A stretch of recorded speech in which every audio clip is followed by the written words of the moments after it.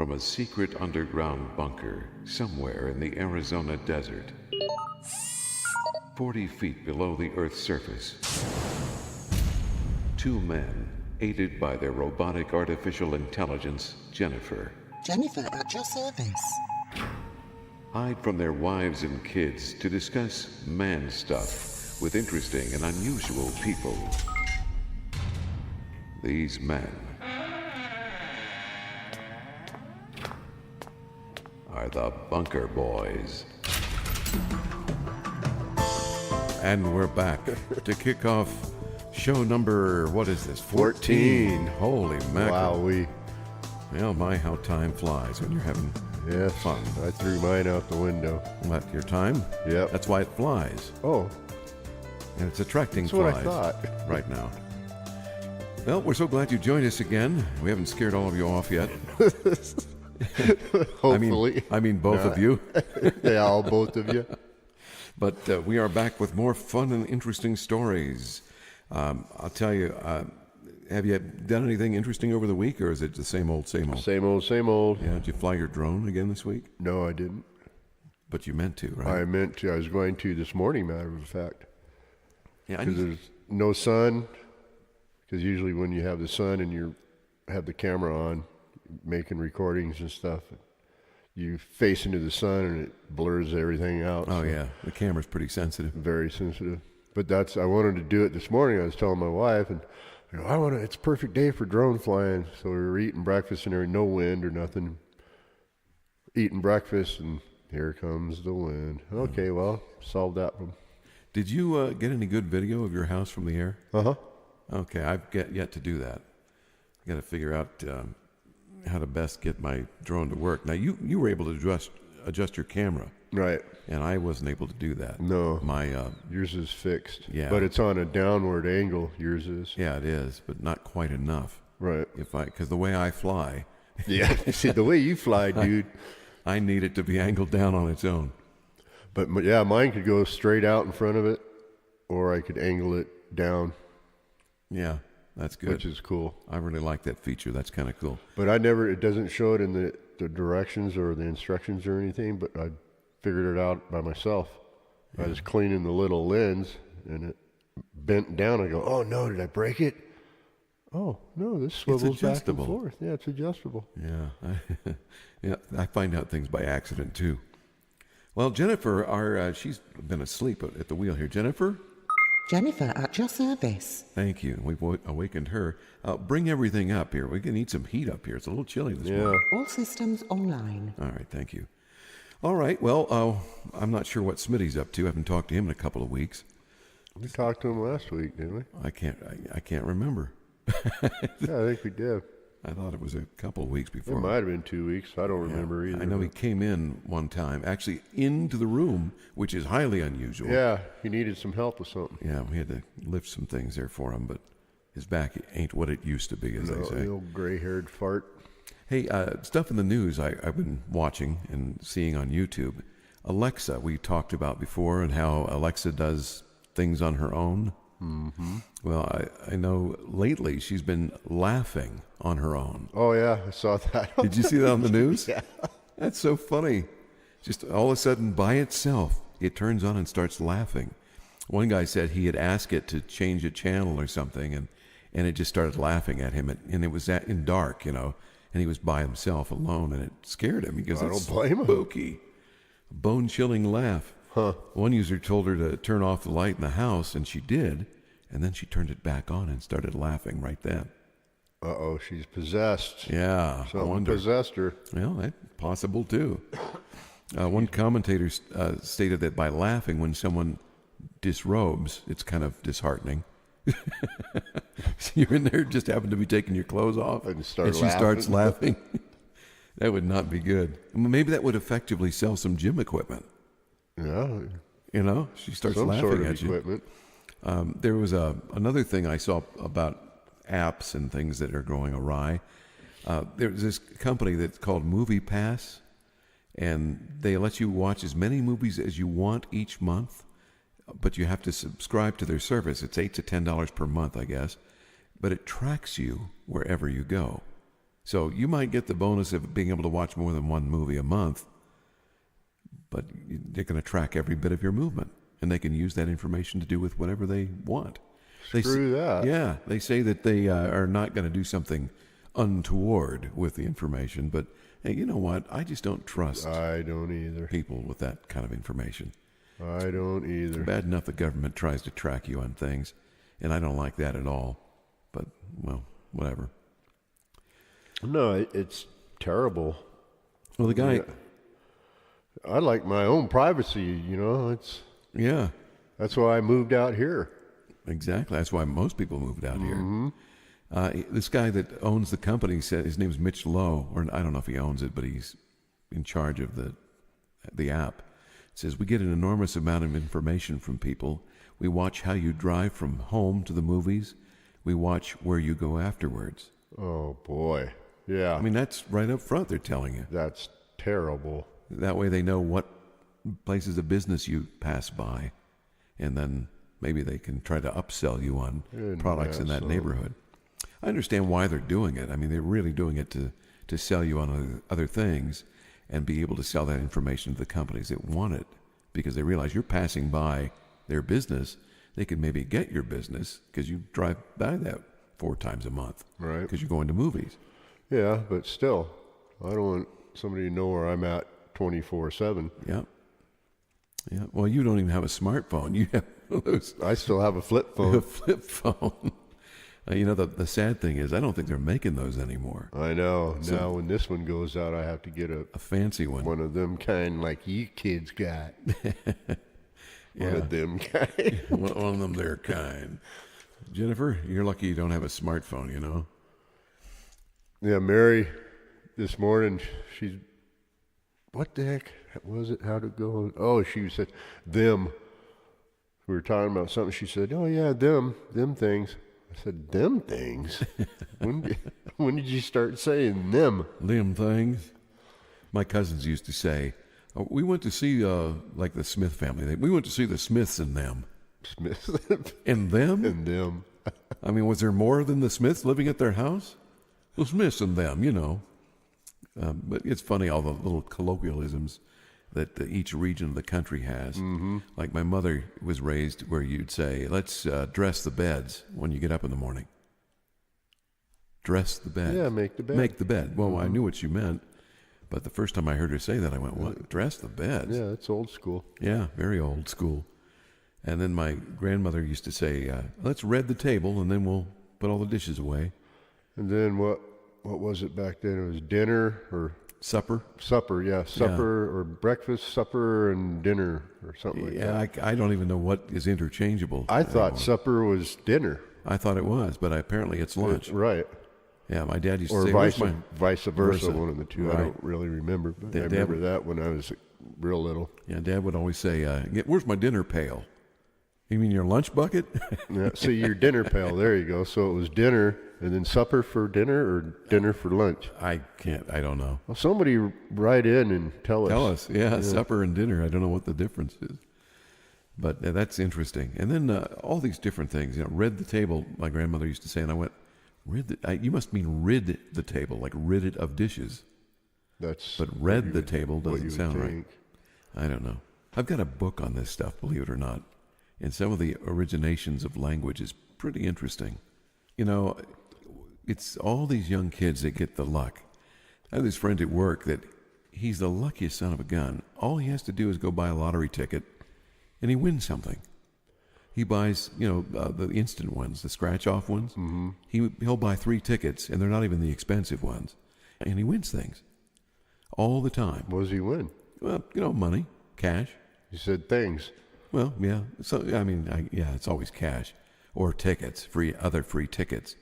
Or he'll go to a casino and he'll just go in there. I only got 10 minutes to spend. It's on the way home. So he'll stop by one of the casinos and play for about 10 minutes, and he wins. Wow. $3,000, $4,000, You gotta be $200.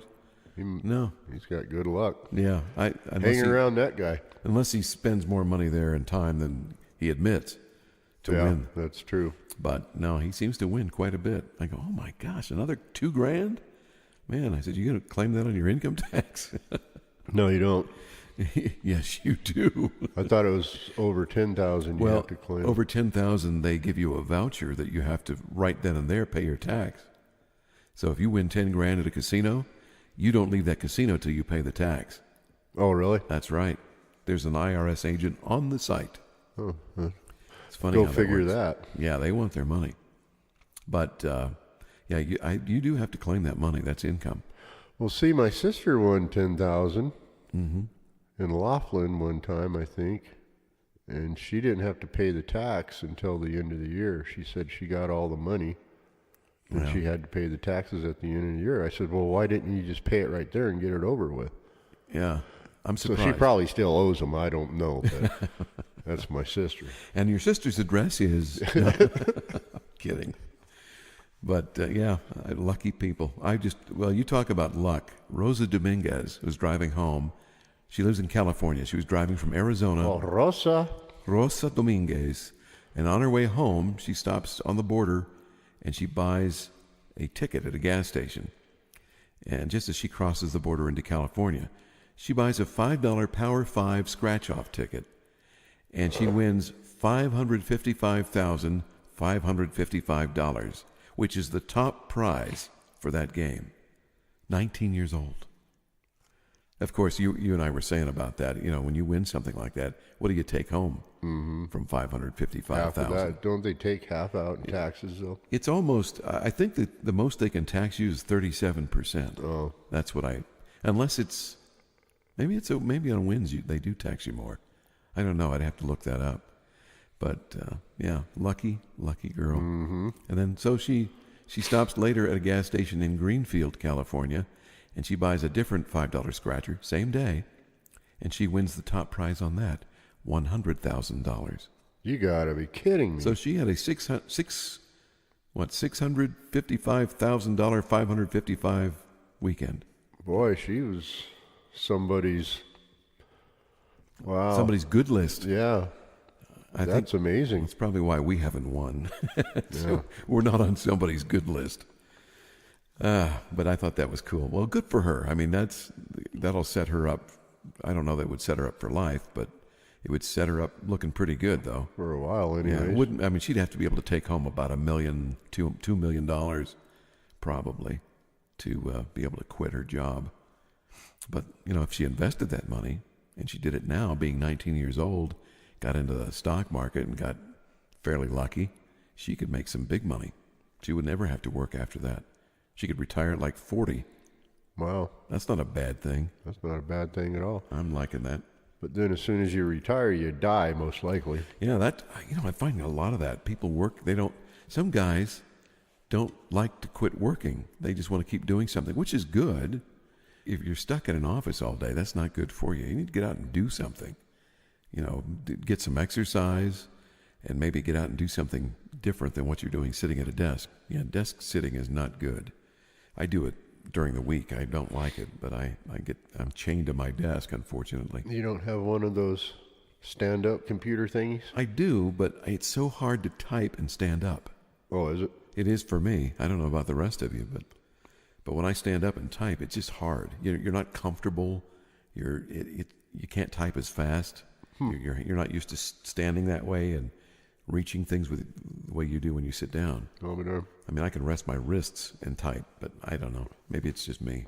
I just can't get used to probably is just you. that. Yeah, it wouldn't be the first time.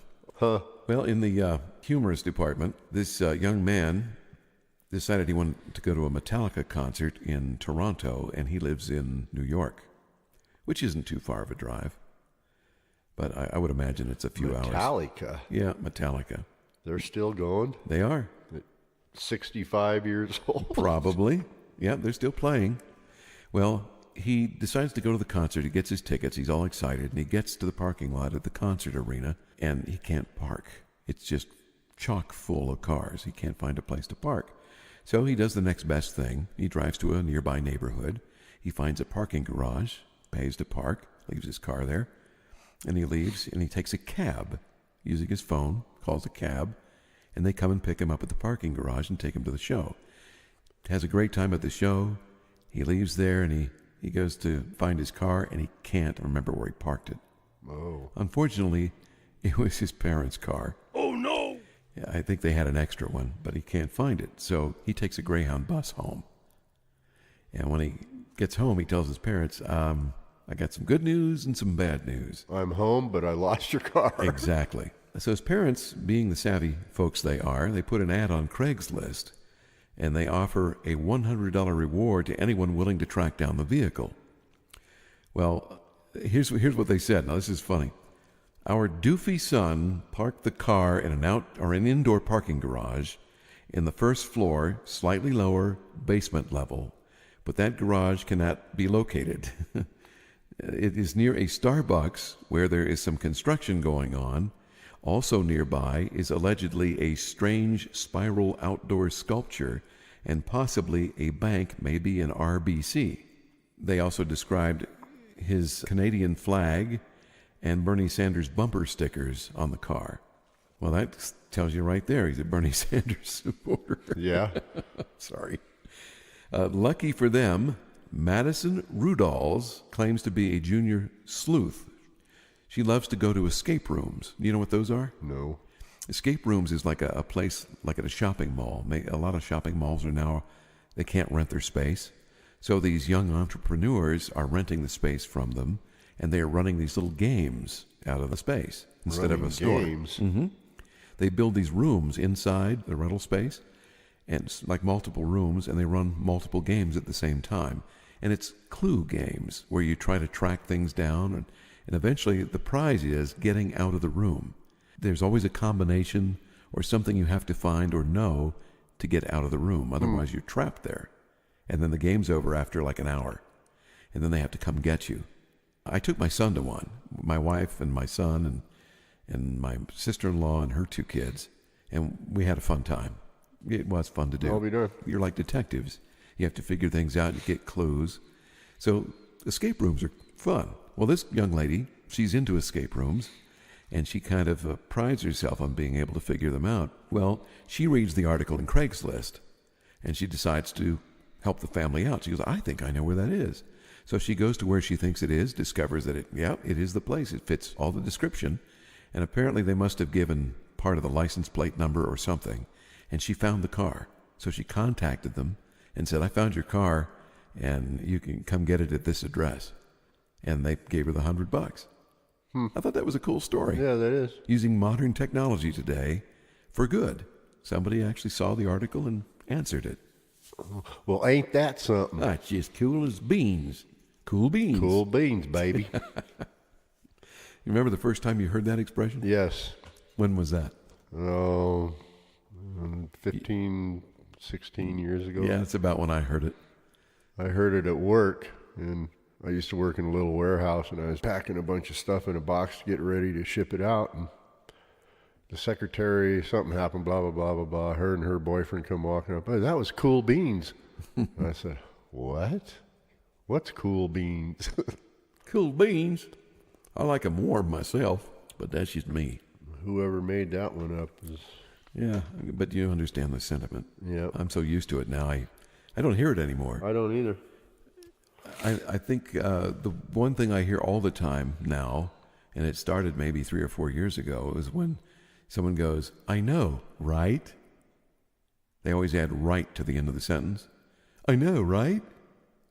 Oh, boy. Well, that's a tough cookie, isn't it? Yeah, I know, right? I know, right? I thought, why do you have to say right at the end of it? Why don't you just say, I know? Oh, yeah, I know what you mean. I know. Right? Oh, you're so good looking. Oh, I know. Right? Right? I know, right? Like it's another question. What if I said no? Right. I know, right? No. That's not right. Yeah. Sorry. Okay. Well, enough of that. Enough of that. I know, right? Yeah. Can you remember your worst day? Which one? I can remember one of yours. It involved a long trip and no bathroom. Oh, But we can't talk that one. and a beach towel. And a beach towel, yep. And a stained seat. Oh my gosh. You know what? I used to be embarrassed. I used to be embarrassed about stuff like that, but now you just have to laugh. What are you going to do? Nothing. You There's can't do not a anything thing you about can do. Oh, my wife and I were talking about that today on the way up. I said, along the highway here, we've got lots of rural places you could pull off. If you had to desperately go to the bathroom, you could. Mm-hmm. But there are some places like L.A., the freeway. What are you going to do? You can't. I've actually seen guys on the freeway peeing Right. in L.A. I was on the 405 once, and we were driving around town going to a restaurant. Some guy just pulled off the road, and he was going right there in the median. And people were beeping and waving. He was just waving. Hi, everybody. Yep. What What are you else gonna can you do? Yeah, You I'm not going to pee in your car. pee in your floorboard in your car, yeah. Jeez. But enough about that. Yeah, that happened. Well, Bob, him and his dad, he was telling me one time, this was a few years ago, and on I-40 out here, there's the off-ramps. Mm-hmm. Some of the off-ramps have no parking on them for some reason. I don't know why. But yeah. Wow. But he was going on an on-ramp, and one of them had to go to the restroom, take a leak, So he pulled over. He wasn't paying attention to these little signs that were sticking up, and it said no parking on the side of it. But this is on a freeway, on a I-40 interstate. Yeah. And a cop saw him and went over the bridge, came back around, and gave him a ticket. He didn't give him a ticket for indecent exposure, did he? Well, I don't know, but Probably from just stopping. yeah. It's embarrassing enough to get a ticket for that. And it was just that one on-ramp. Maybe they have jumpers there or something. I don't know. Maybe it's high enough so somebody could get killed or whatnot. But out in the middle of the mountain somewhere, Yeah, that's kind of weird. it is strange. Yeah. Well, a guy in Texas got trapped inside an ATM that he was servicing. Apparently, you walk in the back of it, and the door locked behind him, and he couldn't get out. And he just happened to leave his cell phone in his truck that day. So he was stuck. So he thought, I know what I'll do. It's the weekend. I'll wait for somebody to come up and get money, and I'll just, through the dollar bill slot that they're going to get their money out of, I'm just going to hand them a note.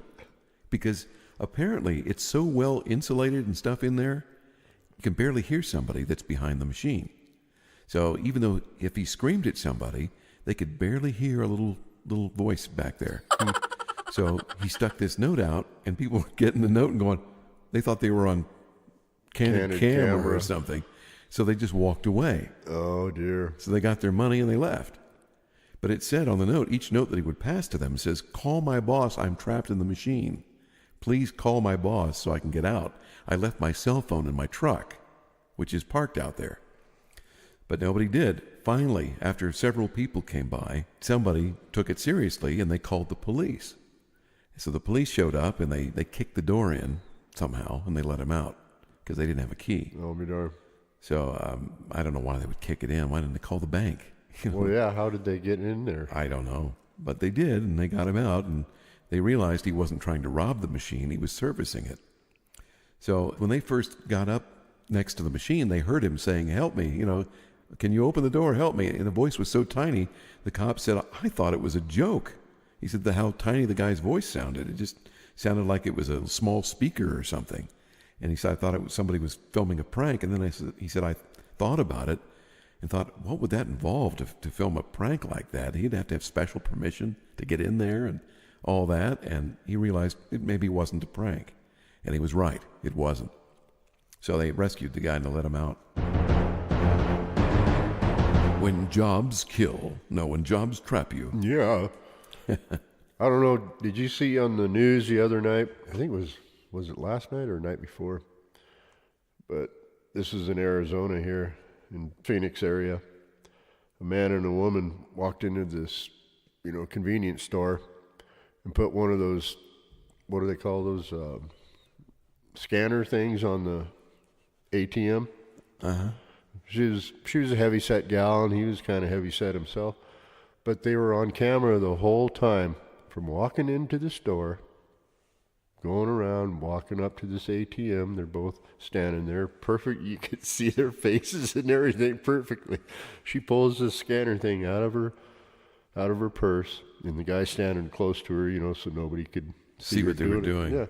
She hooks it up to the thingy, and then they turned around and walked out. But I mean, you could see him like I'm sitting here talking to you. That's how clear the Video was of them doing this act. Stupid criminals, Isn't it? And were they able to make it work? I don't know. I think they got, somebody looked at the film and that was it. I don't think How dumb they can you be? scammed anybody on it. But Yeah, I actually know somebody. I actually know two people that robbed banks. One with a knife and one with a gun. wow. And one didn't go to jail because her daddy was wealthy and had a good attorney. And she was Wow. a female. That was the one with the knife. No, she's the one that had the gun. Oh. So, yeah, unbelievable. People are just stupid. Aren't they?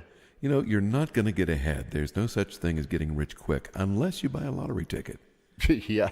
And that's kind of getting rich stupid because you can't do math and most people don't win.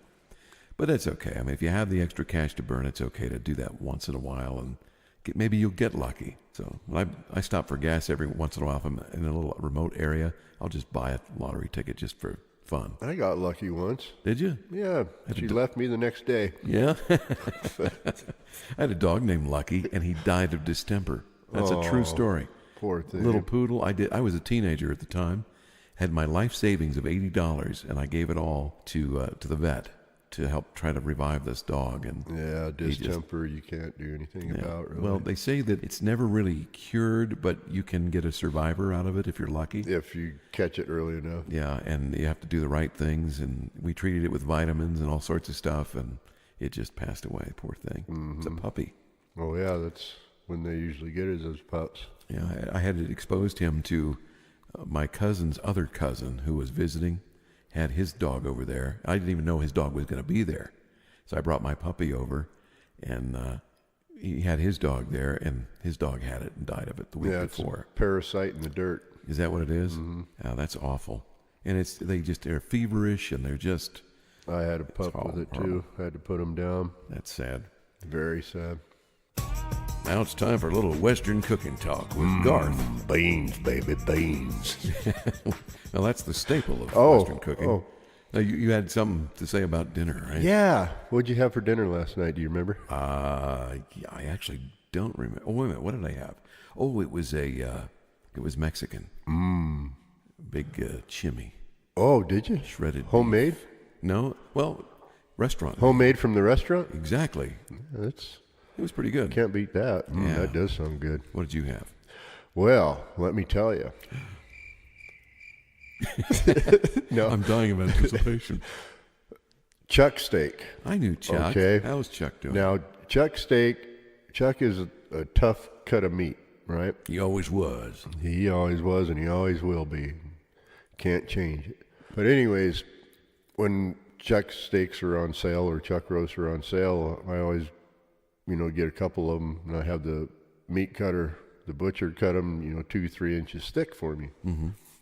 There's 7-bone roast, basically. That's what they used to call them anyways. So anyways, I had the butcher cut me one about, 2.5 inches thick.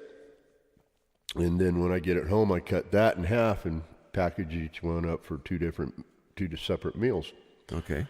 So anyways, I go, I want to make kebabs because we have some red and yellow bell peppers, they're sweet peppers. Oh, they're delicious, and some nice good onions and sweet onions and everything. Oh, yeah. So what I did is I took this chuck steak, a half a chuck steak, which weighed probably 2 or 3 pounds, because this steak I got was huge, and took it and cut all the sinew off of it and everything, all the silver meat or the silver string and crud off of it, and Made it real lean. right, made it real lean.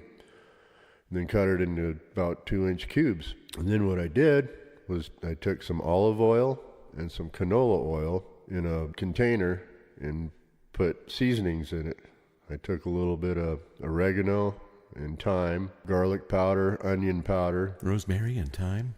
She wasn't in it that time. It's like Art Garfunkel and Paul Simon song. Yeah, rosemary wasn't in it on this one. Scarborough Fair.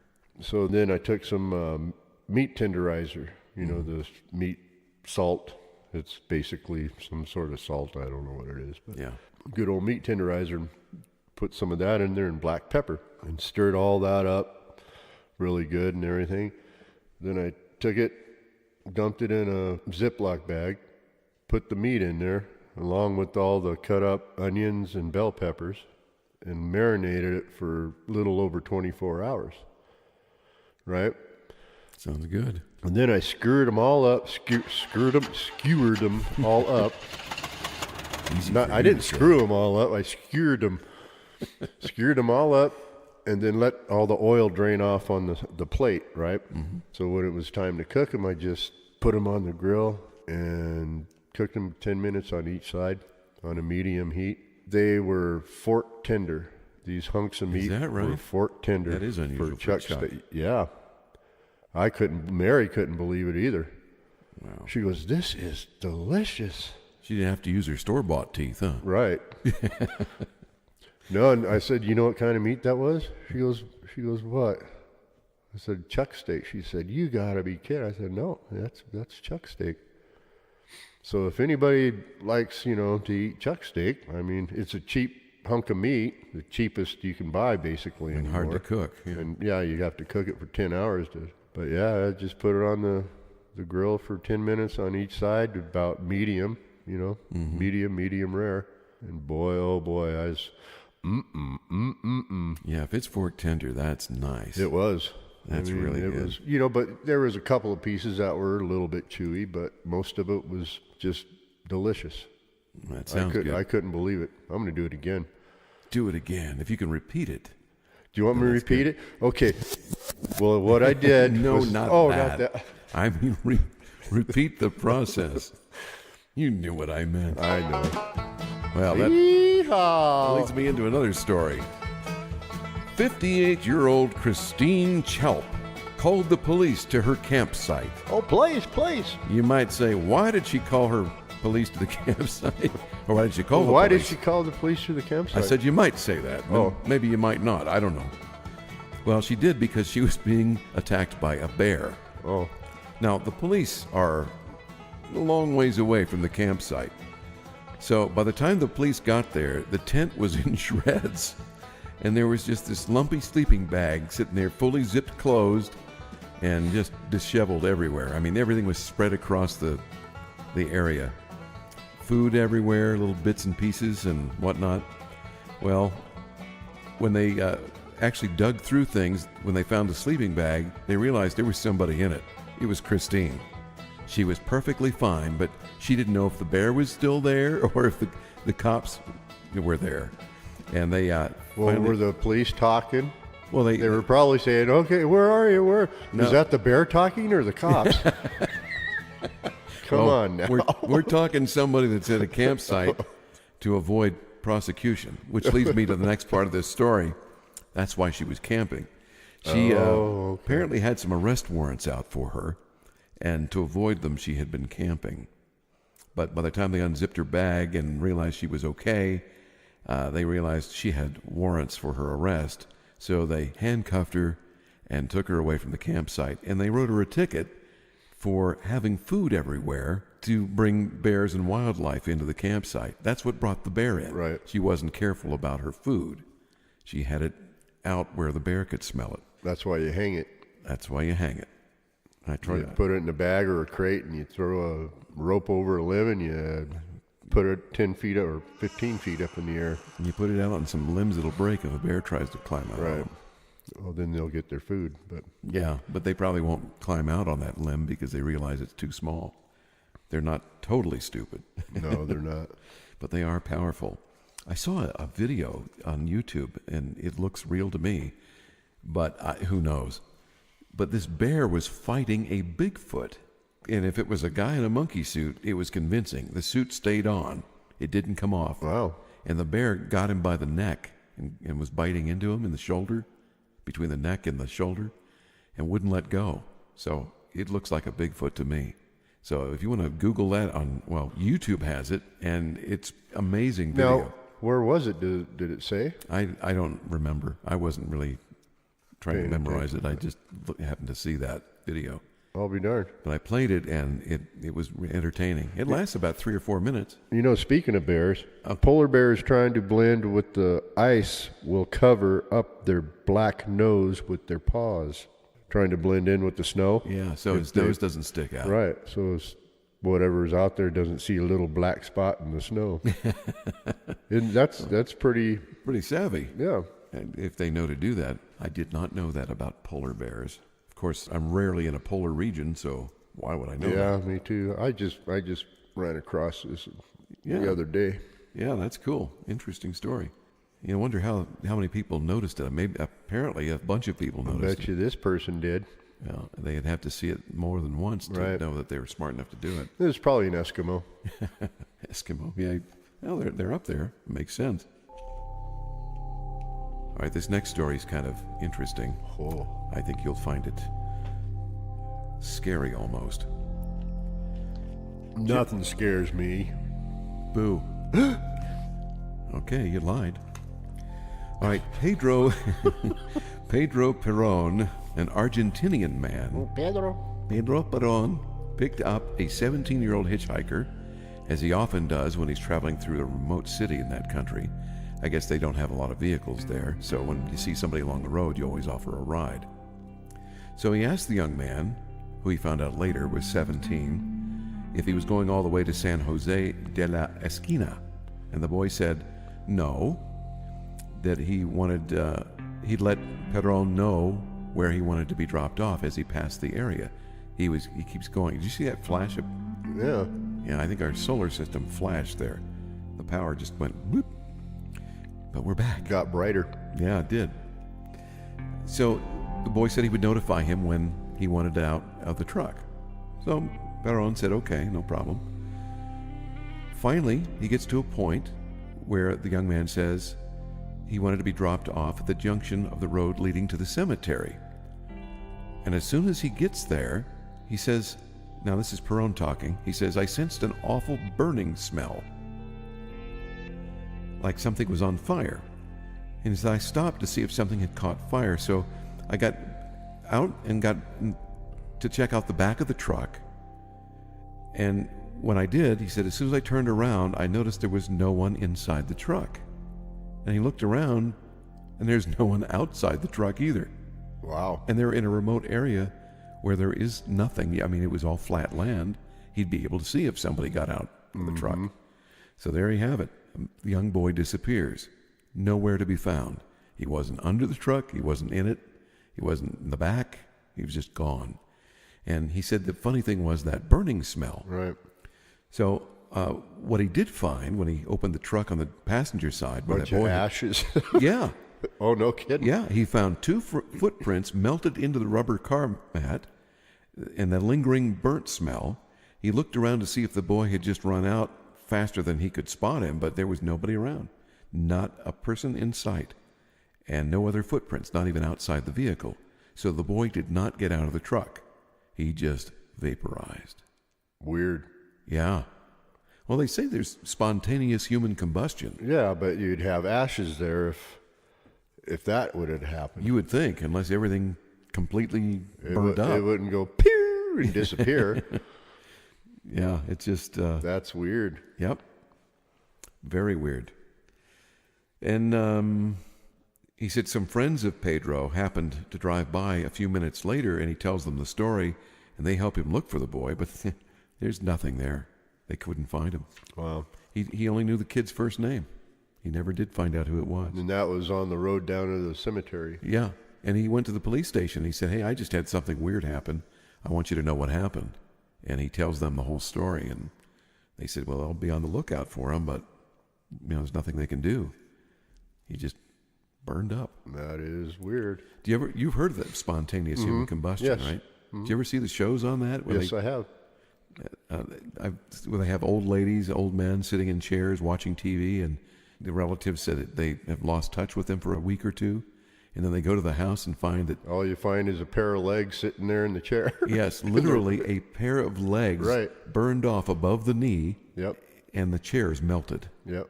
It Exactly. looks like it had been on fire for a short time. Isn't that strange? Very, very odd. They still don't know what causes it. No, they don't. Wow. One of the weirdest stories I've heard, and that's pretty weird, but a guy was talking about, and I can get to that story later, but the guy was talking about how when we find things that have turned to stone, like for instance, we see fossils, and somebody digs into the fossil and realizes that it's been mineralized and become part of the stone. Is that what they call a fossil? That's what they call a fossil. Well, there's a couple of kinds. They have fossils. There's a thistle and a fossil? I don't know what you're talking about. No, the thistles are kind of like fossils. Okay, go Not ahead. to be confused with a thistle. Oh, no, you're right. I was thistle. trying to say a thistle. With your two front teeth. Missing. Would you like some more missing?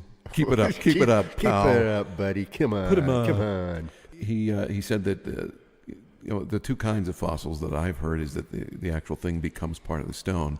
The other thing is it leaves an imprint in the stone. Mm-hmm. So whatever was in there has decayed in between layers of sediment. Right. And then it still leaves an imprint.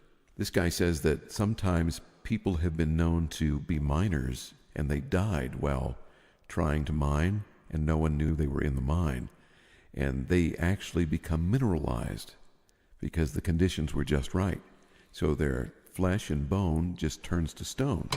And it doesn't take that many years. Most people think that it takes hundreds, thousands of years, millions of years for something to become a fossil. You'd think. It doesn't. He says it can happen over a short period of years, like maybe a decade. And the proof of that is that he knew that there was an old miner that had mined this one area, and they found that he was dead and nobody wanted to go in the cave. And when they did finally get the courage enough to go in, years later, over a decade later, they found his boot, leather cowboy boot, with part of a leg still in it. The rest of the body had decayed into dust, and the foot and leg that was left in the boot had become stone. Wow. And the boot itself had become stone. Oh, no kidding. Yeah. So you could actually drop it and break it. Isn't that something? Who knew that that could happen? I didn't. I didn't either until I read that article. I found a fossil, or my sister and I found a fossil. Did you? Of a fish. Ah, I've seen a lot of those, but never found one. Yeah, it was an odd-looking fish. That's cool. At the beach in California. Who kept it? Well, we did. We kept it, but who knows where it is now? Oh, Shoot, you I were think. real young, huh? Yeah. Yeah. But we were climbing the shale cliffs at, where was I think it was at Gaviota, a beach called Gaviota, and it was kind of up by Santa Barbara, California, I guess it was. Up through that there. way. Yeah. Really, really pretty spot. We used to go surf fishing there all the time. My mom and dad and us. My sister and I were climbing the shale cliffs. And you know what shale is, don't you? The rock or kind of flagstone kind of, I guess. It's shale. Like layered sandstone. Right, there you go. Yeah. So anyways, this one came sliding down and it broke in half, or the top part came off of it. It splits. And it split and it rolled over, and we're looking, wow, that's a fish. And it just broke just big enough. It was probably, a foot by 1 foot square. Wow.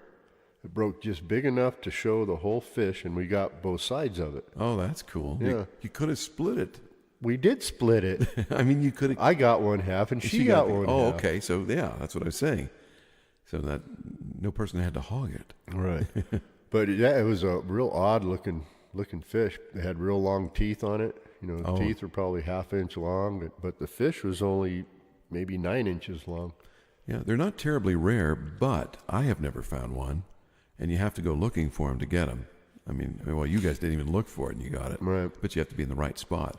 Well, I showed you that clam, the fossil of the clam I found up here, up in the mountains up here. Yeah. On my property. Yep. This was all water covered at one time. Yeah. The Great Flood. And our friends, they live about 20 miles from here. He used to dig for gold and everything on his property. Mm-hmm. And he found a big area of oyster shells. Oh, no kidding. Yep. Were they embedded in stone? Mm-hmm. Yeah.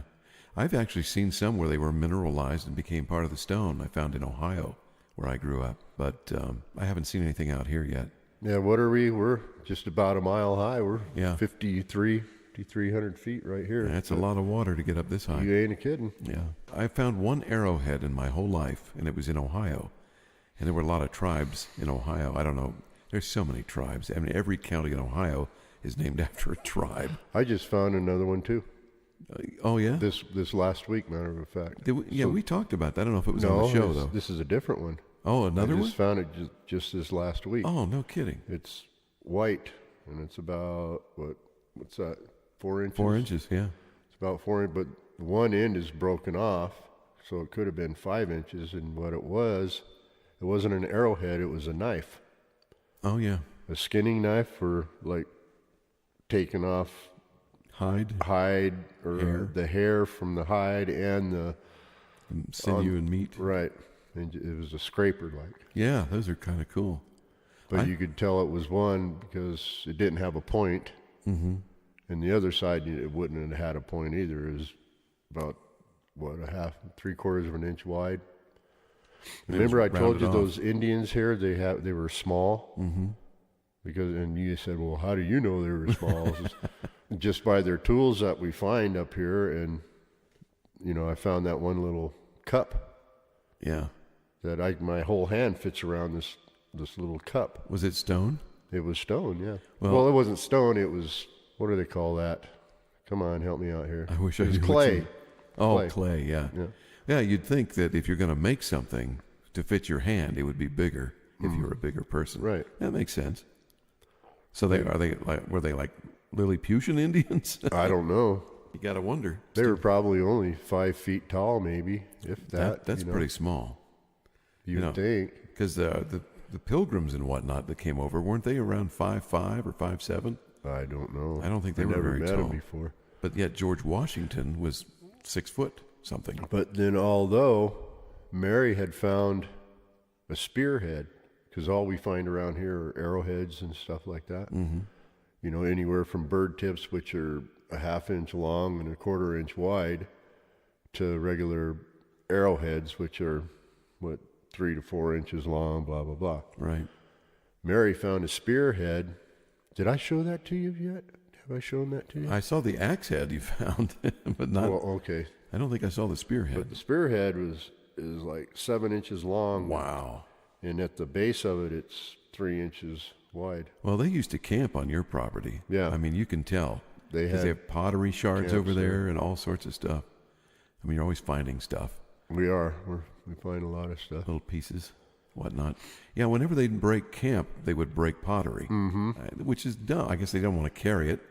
But why wouldn't you just leave it? Well, I don't know. From what I heard, that when they leave their camp, they break everything because they don't want the evil spirits to follow them, and so they break everything and just leave it where it is. Oh, okay. Well, who wants evil spirits to follow them? Right. I don't know why they would, but And I guess the Navajo are really. they have a strong belief in that, huh? My old boss's wife was Navajo, and they brought their grandchild up, a little boy. They brought them up and camped out for a couple of days up here. Oh, And I was taking him to the Indian camps, which I was showing him, and there was a piece of pottery shard that had the paintings on it and everything. And I go, oh, look at that, and I picked it up and I was looking at it. I was showing the kid and everything, and the grandma was standing there, which, was my boss's wife. She's standing there, and he goes, here, let me see that. And she flipped out. they want him to touch it. She said, don't you ever touch anything like that. Don't you ever put it down. Throw that down. Don't you ever. I'm like, well, what's going on? And it's, That's when she told you, huh? yeah, Oh, boy. evil spirits, they don't, you touch it and evil spirits will follow you forever or something. I don't know. Yeah, well, evil can follow you through things, but when you understand. So if how God anybody works- knows anything about that, email us and let us know. yeah, That'd be interesting. I'm curious about that. So am I. I don't believe it though. I know that some things can be haunted or possessed, and you just have to realize that the one true God that there is. If you believe in Him, you don't have to worry about that stuff. Okay, your turn. Go to your story. Yeah, I wish I had another one. Oh, I was going to talk about missing people. I was reading a story about a guy that had written a book, and I pulled his name up here. I had it written down here. Politis is his last name. David Politis. Oh, I remember him. You lie. But it sounded convincing. Yeah, he's written a book called 411. And in fact, I think he's written a couple of books on it now. But Missing 411. He has got a little project going on right now about people that have gone missing in various state parks around the U.S. And I guess the government doesn't want him to do this, but he has been researching it and trying to get freedom of information from the government files and asking about these missing people. He just started researching one missing person and realized, that there's no explanation for them to be missing. They were here 1 minute and they were disappeared the next. And he says oftentimes people will be hiking with each other within 3 feet of one another, and one of the people will end up missing. 3 feet? Yeah. Sometimes they're the last person in the hiking group. Will disappear, yeah. Yeah, and that person, their clothes just kind of like fall off of them. They find a pile of their clothes and their shoes, and they are gone. I mean, that sounds impossible. It does. But it's happened a lot of times. And some of the intriguing things about this is not only the pile of clothes, but little children that have been camping with their friends and family. They end up disappearing, and then a week later they end up 200 miles away. And they're walking barefoot, and they don't know how they got there. They can't tell you because they're too young. So just little kids. So a week later, hundreds of miles away, they were able to survive somehow, and they end up in a different place. No, you're still talking about the kid. Yeah. You're not talking about an adult that disappeared. Right. Well, it happened to adults, too. Have they found adults that Yeah. has gone through that? Yep. And they can't tell how they... They walked into a portal. Maybe. Strange things indeed. I'll tell you what he says. Okay. This is off his website. It says about us. It says Can-Am Missing is a group of retired police officers, search and rescue experts, and other professionals that are dedicated to researching, on-scene investigating, and generally understanding the issues associated with people who go missing in the wilds of North America. This has typically been a project that is intensely worked by search and rescue teams, starting when the victim is reported lost, and usually continuing following 7 to 14 days later. The case then flounders in a file cabinet, and after years of reading thousands of reports, speaking with dozens of victims, we believe the paradigm of this effort needs to change. So what he's saying is this needs to change. They need to continue searching to find the missing people. It says the project initially started as a meeting with a park ranger and slowly evolved into a study on missing people who vanished in the wild, many under highly unusual circumstances. We found that many of the cases we've searched, parents and relatives of the victims believe a kidnapping had occurred. Law enforcement and the media usually do not publicize concerns of kidnapping or abduction when the missing can be explained through traditional means. There are too many of these cases to ignore, and there is a consistency to the stories. Federal agencies are harboring statistics and reports on these missing folks that need to be intensely studied and applied to the topic for future application. We have applied much of what we've learned and documented this in Missing 411, his book, and encourage every coordinator of the search and rescue teams and managers to read it. So he's actually made it a thing. He's got a book on the eastern United States, North America, and beyond. And I don't know how many books in it. It looks like he's got about 6 or 7 books. 1, 2, 3, 4, 5, 6, 7. 7 books. Well, we do. Hunters that have gone missing. A lot of them here in the state of Arizona. Really? Yeah. There's a southern Arizona park that's got really unusual spires that come up out of the ground, and they're very tall. It's the Cochise Stronghold, I think they call it. And our park ranger went missing down there. They've never found him. They just found his clothes? Well, I don't know if they found his clothes. In that case, I think he had his clothes. Not everybody misses their clothes, but some do. And not everybody gets transferred to some other area. but some just go missing completely and never return. Strange. Yeah. And most of the family involved, they've been asked questions like, well, would they commit suicide or would they run off? Were they depressed? Never. They're never depressed. They're never suicidal. They just They vanish. just vanish. They're gone. Wow. I hope that doesn't happen to me. Me either. Because then who would I do the show with? Exactly. I'd be stuck with Jennifer. No. Thanks a Told lot. you, didn't she? She don't want nothing to do with you, dude. Jennifer, I want a divorce. No. Thank you, Chris. Oh, I thought she was going to say no. Yeah. Oh, well. She could have said, oh, really, or something like that. But anyway, interesting book. I may buy a book or two on that and read it and see what he has to say about it. It does sound interesting. And I've heard him on the Art Bell Show and on with George Norrie. Well, we're up against the time on this one. Get out. We're going to put a bow on this one and say it's done. It's done. I want you, Porky. to say hi to my buddy in California, No, you can't do that. Mark. He's Mark, you can't do that. I used to help him Hi, Mark. do succulents and cactus. In California, he has a little business. It's called Captain Cactus. It's in Okay. Long Beach, California. So So he grows them and sells them? he grows them and sells them. Yeah, I used to help him 20 years ago, and he's still doing it. Yeah. Does he listen to the show? Yeah, he listens. Oh, is that right? So I want to say hi to him. And, Okay. and good luck on Captain Cactus, buddy. Captain Cactus. Don't forget if you're in California. What city is that in? Long Beach, Oh, you did say Long Beach. Long Beach or Belmont Shore. Okay. Yeah, he goes to the farmers markets out there and does his thing. Yeah, I like cacti. I think they're nice plants. They are. Yeah, and it's one of the first things I wanted to see when I moved out here. There's a cactus. Cactus. And when I got off the plane in Tucson, You fell in I one. saw one. Oh. It was right there at the airport. Oh, And I had to go touch it. That was my first, within like 5 minutes of being here, my first thing I did was touch a cactus. really? Yep. I just fell in love with them watching John Wayne movies and westerns. I always thought they were pretty cool. They are. They're pretty neat. I like them. Okay. Anyways, did you know What? spiked dog collars were invented in ancient Greece to protect the dog's throat from wolves? I did not know that.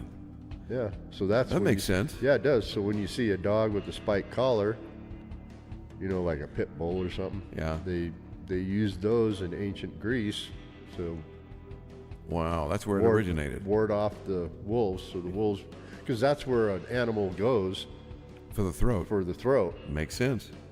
Yeah, that's interesting. I always wondered where that came from. Well, you know now. Now it's more of a fashion statement. Yeah. And people wear them now. People wear them now. Yes. Jeez. Ain't that something? Yeah, along with rings in the nose and the ears. Ain't Not that that there's something? nothing wrong with that, We right? got rings in her nose and we got rings in her toes. What was that? Gypsy Rose. Gypsy Rose with the nose. Yeah. And you're a poet and don't know it. Right. And your feet don't show it. They're Yes, they do. Longfellows. You said don't show it. Sorry. And they do show it. They do show it because they're Longfellows. Okay, my mistake. Okay. I'm silenced. I have nothing further to offer. Hey, if you'd like to write us, we'd like to hear from you. Yeah, we would. We're at bunkerboysunderground@gmail.com. So we hope you write us and let us know what you think of the show. And try that recipe. Yeah, that's a good idea. Well, we are the Bunker Boys. Thank you for listening. I'm Chris. I'm Garth. And you have a good evening. Yes, you do.